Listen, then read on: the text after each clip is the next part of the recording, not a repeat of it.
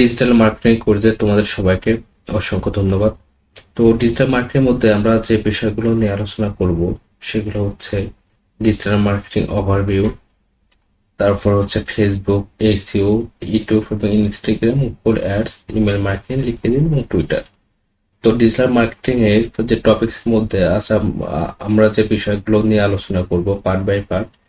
তবে এটা হচ্ছে একটা ধৈর্যের বিষয়। আসলে একটা দিনে আমাদের এগুলো শেখা সম্ভব নয়। আসলে অনেকটা ধৈর্যের প্রয়োজন এবং অনেকটা সময়ের প্রয়োজন। যদি আগ্রহ থাকো এবং ইন্টারেস্ট থাকো তবে ডিজিটাল মার্কেটিং সম্পর্কে জানতে পারো এবং সেক্ষেত্রে তুমি নিজে বা একটা বিজনেস করতে পারো কিংবা ফ্রিল্যান্সার হিসেবে অনেক মার্কেট প্লেস কাজ করতে পারো। আমরা দেখেছি যে ফাইবার এবং আপওয়ার্ক এবং অন্য অন্য যে আমাদের মার্কেট প্লেস আছে ফ্রিল্যান্সার.com, এগুলোতে অনেক কাজ পাওয়া যায়, প্রচুর কাজ পাওয়া যায়। এছাড়াও আমরা ফাইবার এবং মার্কেট প্লেস ছাড়াও এই লিঙ্কডইন থেকে আমরা অনেক কাজ গেইন করতে পারি। ওকে, তাহলে এবার আমরা কোর্সের মধ্যে কি কি রাখতেছি সেগুলো দেখি।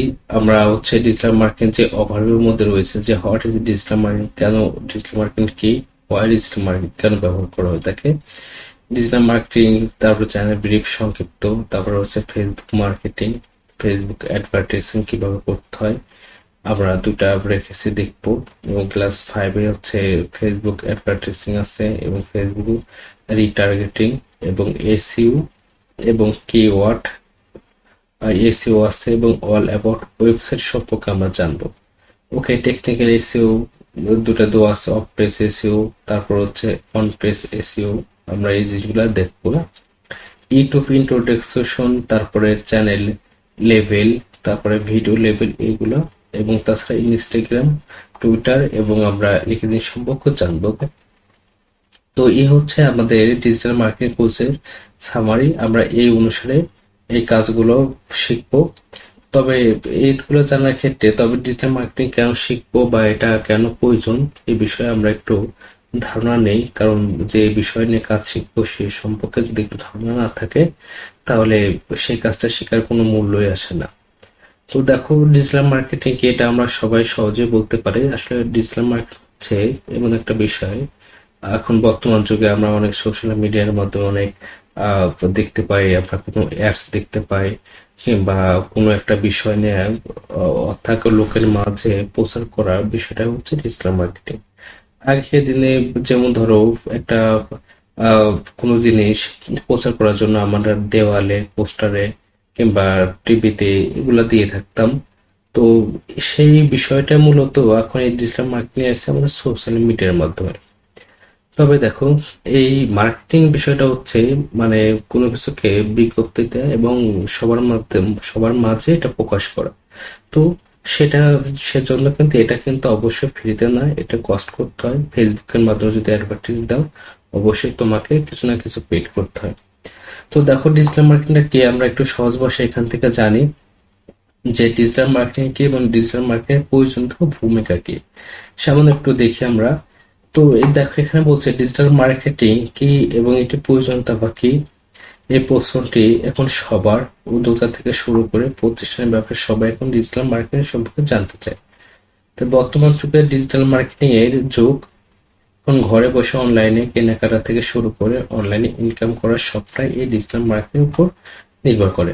কারণ হচ্ছে এখন মানুষ সময় ব্যস্ততার কারণে দোকানে দোকানে গিয়ে তারা কোনো প্রোডাক্ট কিনতে চায় না, এবং যদিও কেনে তবে সেই প্রোডাক্ট সম্পর্কে তারা আগে থাকতে একটু অনলাইনে রিসার্চ করে দেখে যে যে প্রোডাক্টটার দাম কত, কোয়ালিটি কত, এবং এই বিষয় জেনে তারা কি করে দোকানে কিনতে যায়।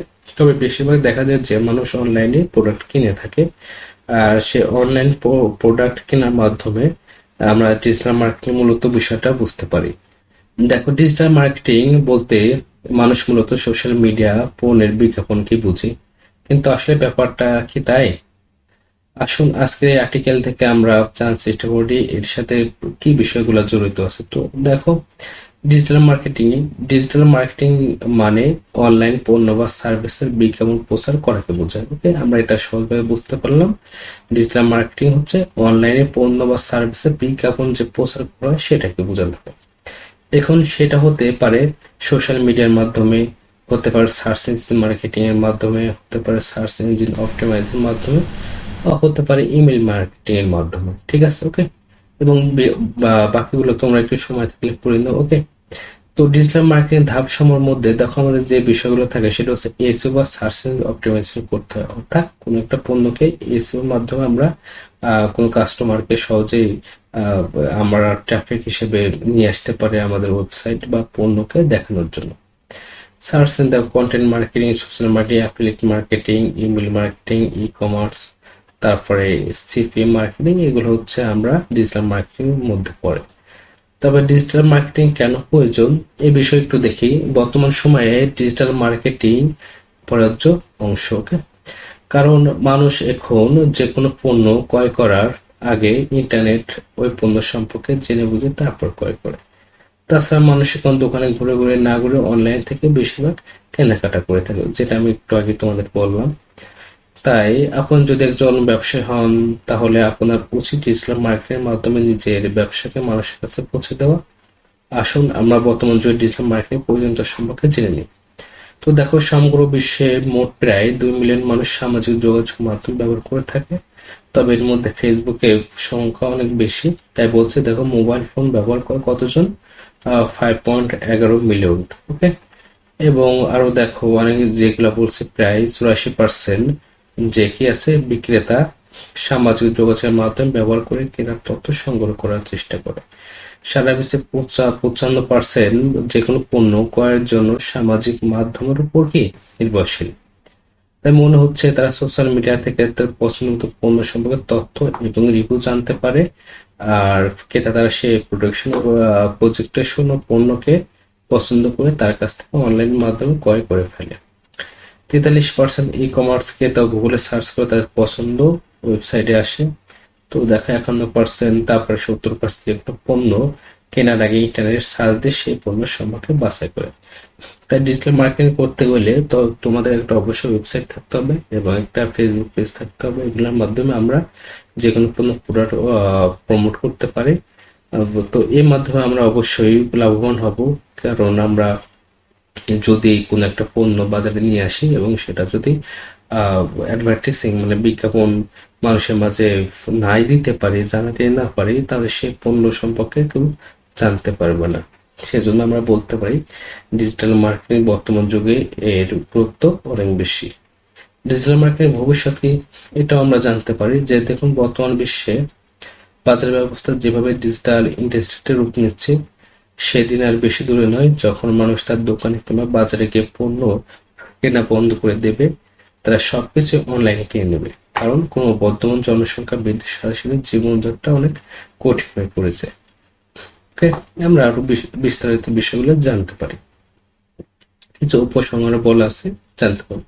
তো আমরা সব মিলিয়ে দেখতে পারি যে ডিজিটাল মার্কেটিং একটা গুরুত্বপূর্ণ বিষয় আমাদের ব্যবসা প্রসারের জন্য।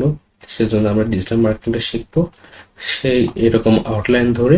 এবং এই ডিজিটাল মার্কেটিং শেখার সাথে সাথে আমি অন্য ভিডিওগুলো আপলোড করব, যেগুলো হচ্ছে কিভাবে মার্কেটপ্লেসে কাজ করা যায়, কিভাবে ক্রেডিট করতে হয়, কিভাবে প্রোফাইল করতে হয়। আহ, সেভাবে আমরা দেখবো যাতে আমরা একটা কাজ শেখার সাথে সাথে সেই কাজের একটা কি ক্রিয়েট করতে পারি। ফাইবার বা ফাইবার থেকে অবশ্যই আমরা ফাইবার থেকে কাজ শুরু করব এবং কিভাবে কাজ করলে আমরা ফ্রিল্যান্সিং হিসেবে করতে পারি সেই বিষয়গুলো দেখবো। তো ধন্যবাদ সবাইকে তোমাদের এতটুকু শেখানোর জন্য।